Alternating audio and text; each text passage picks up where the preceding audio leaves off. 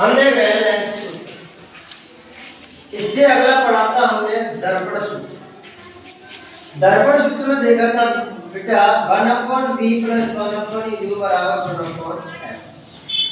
यह हमने देखा था, यानी यहाँ और यहाँ से प्लस और माइनस का अंतर है, ठीक है ना। दर्पण सूत्र 1/v + 1/u बराबर 1/f। लेंस में क्या है 1/v माइनस 1/u बराबर 1/f। v बराबर होता है प्रतिबिंब की दूरी, यानी कितनी वो दूरी पर है। u माने होता है वस्तु की दूरी और f माने आधान, ठीक है। अब देखते हैं लेंस आवर्धन सूत्र, ये इंपॉर्टेंट है। जब ये नंबर करेंगे दोनों का यूज किया जाएगा, ठीक है ना। इससे प्रतिबिंब की ऊंचाई तथा बिंब की ऊंचाई के अनुपात रूप में लिखा जाता है, यानी प्रतिबिंब की ऊंचाई और वस्तु की ऊंचाई, इन दोनों का अनुपात में लिखा जाता है। m को बेटा आवर्धन को m से व्यक्त करते हैं बराबर v/u। तो लेंस की क्षमता क्या होगी यहाँ पर? लेंस की क्षमता किसी लेंस द्वारा प्रकाश की किरणों को अभिसरण या अपसरण, यानी जो लेंस रहेगा, एक तो अपना ये वाला था लेंस, ये क्या होगा जितनी भी किरण आ रही है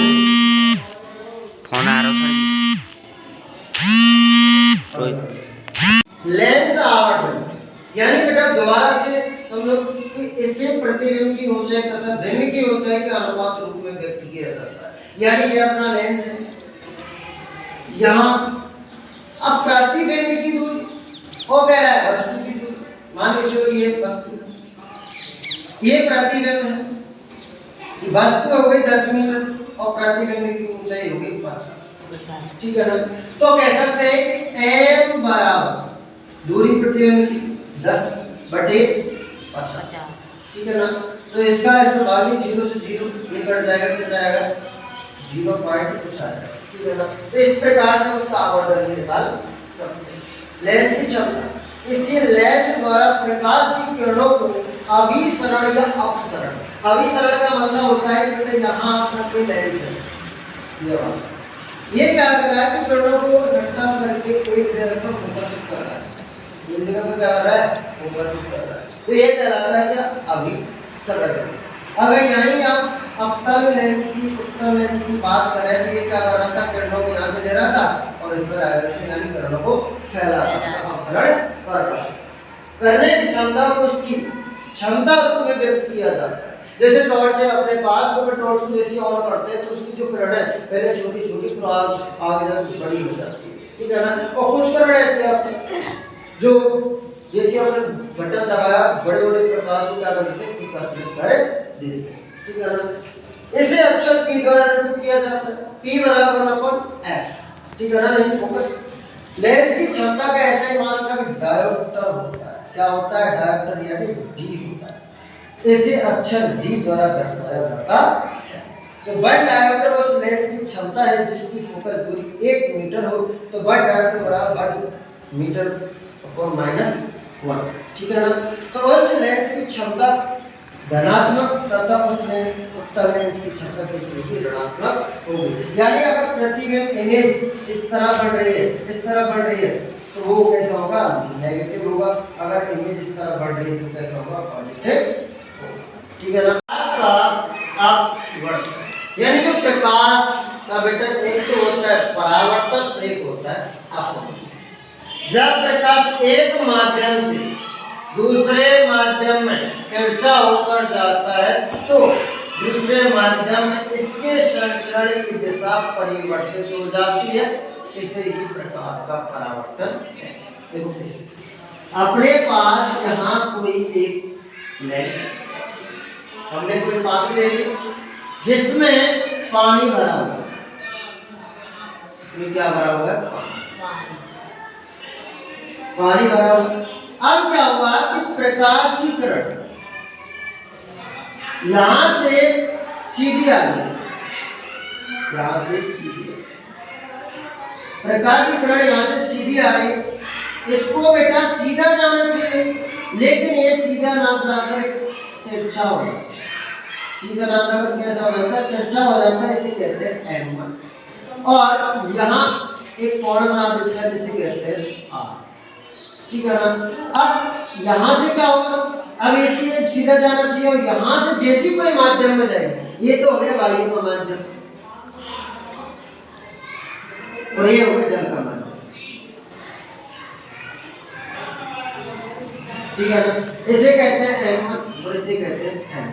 अब यहाँ से क्या होगा, इसको सीधा निकालना चाहिए, इस प्रकार से ना निकल के ये सीधा होगा और यहाँ एक बेटा कोण बन जाता है जिसे कहते हैं I, ठीक है ना। तो ये कहलाता है प्रकाश का आपको वर्तन।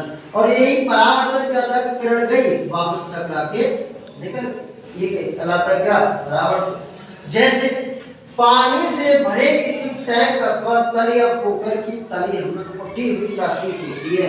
जब हम बेटा कोई तली या तालाब में देखते हैं तो उसकी तली ऐसा लगता है कि हमें फटी हुई प्रतीत हो रही है। हमें घास, जैसे जो घास होती है उसमें वो हमें व्यक्ति के ऊपर ही है।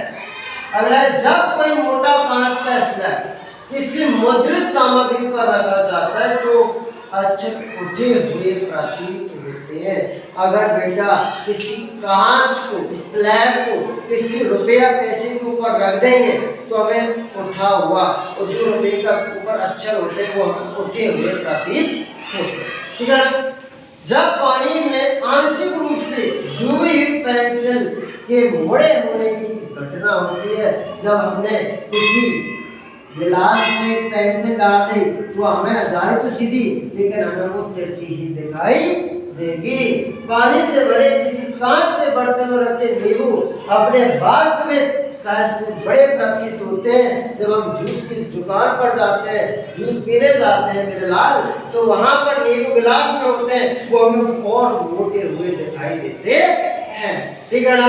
बेटे ये समझ में जरूर आया होगा। एक बार और सुनो, प्रकाश का परावर्तन।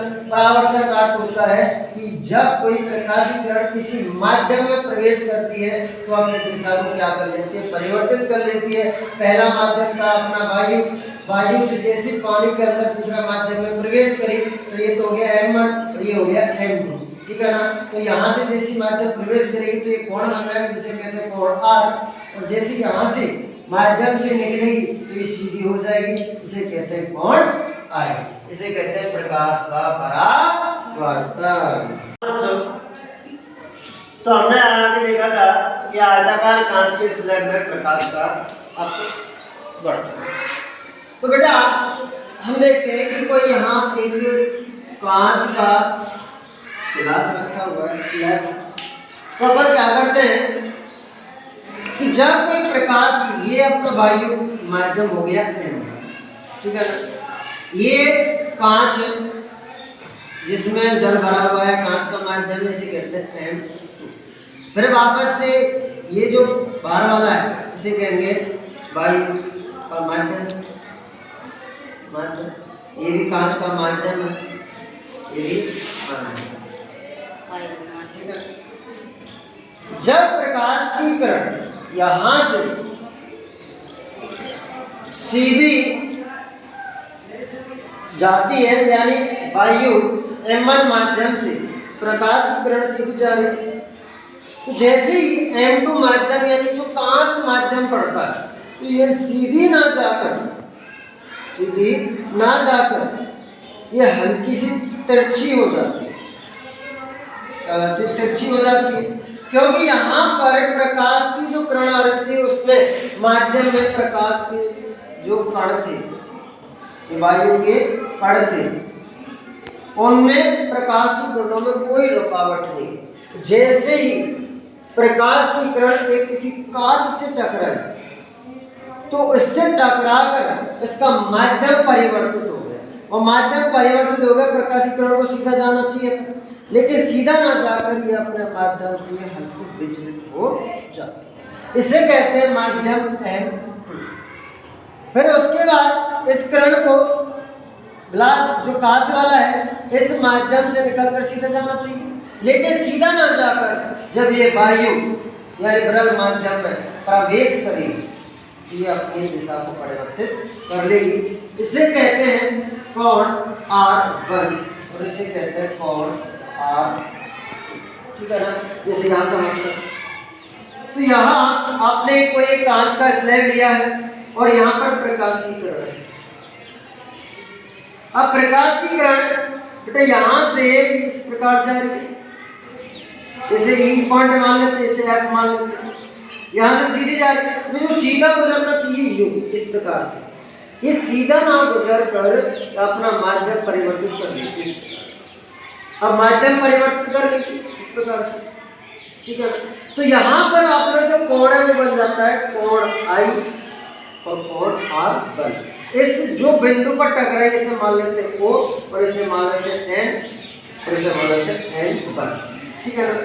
इस प्रकार चली जाती है। अब जैसे ही जाती है, ये कांच का माध्यम है, माध्यम M2, ये हो गया M1, ठीक है ना।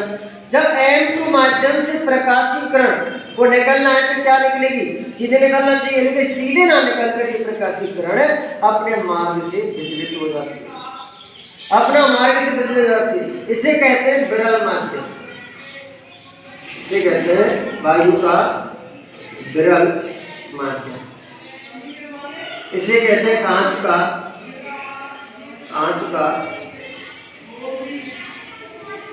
सघन माध्यम M1 और M। जब प्रकाश की किरण यहाँ से वापस निकलेगी तो अपने मार्ग से विचलित हो जाएगी। अब विचलित हो जाएगी तो ये तीनों जो पॉइंट है, ये हमने O माना था, यहाँ इसको O डैश मान लेते हैं, O डैश मान लेते हैं, और यहाँ पर कोण बन जाता है R2 I2 और यहाँ पर कोण बन जाता है R2, ठीक है ना। देखते हैं, जब प्रकाश की किरण विरल माध्यम से सघन माध्यम में, अर्थात जब प्रकाश की किरण बेटा विरल माध्यम से सघन माध्यम में अर्थात वायु से कांच में प्रवेश करती है तो प्रकाश की किरण अभिलंब की ओर झुके जाती है। अपना अभिलंब है, अभिलंब की ओर झुकी कि नहीं झुकी, इसको सीधा जाना चाहिए, सीधा ना जाकर अभिलंब की तरफ झुक जाएगी, ये अभिलंब है।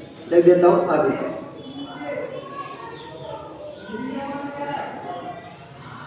अभिलंब की ओर झुक जाएगी।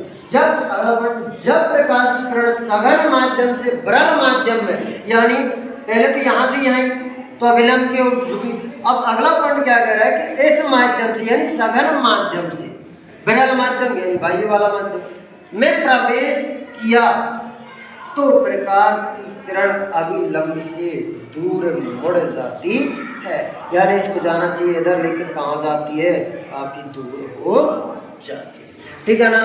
तो आज बेटा हमने पढ़ा आयताकार कांच में प्रकाश का स्लैब। दोबारा समझो बेटा, ये कहना का क्या चाह रहा है, तो कहना बेटे ये चाह रहा है कि यहाँ पर कोई प्रकार, ये कांच का लैब, ये वाला ये कांच है और प्रकाश की किरण यहाँ है, अब इसमें सीधी जा रही है।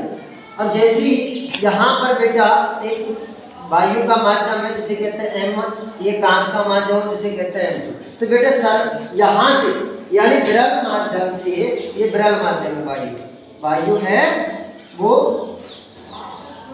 विरल माध्यम है। अब विरल माध्यम से जब प्रकाश की किरण कांच में प्रवेश करेगी तो बेटा ये अभिलंब की ओर झुक जाती, ये अभिलंब की ओर झुक जाती, ठीक है ना। जब प्रकाश की किरण सघन माध्यम से विरल माध्यम प्रवेश करेगी तो प्रकाश की किरण अभिलंब से दूर हो जाती है। ये कहलाता है हमारा कांच का स्लैब में प्रकाश का अपवर्तन। हमने देखा था कांच का स्लैब का परावर्तन, अब देखते हैं अपवर्तन का नियम। अब कांच का तो देख लिया, अब नियम में देख लेते हैं।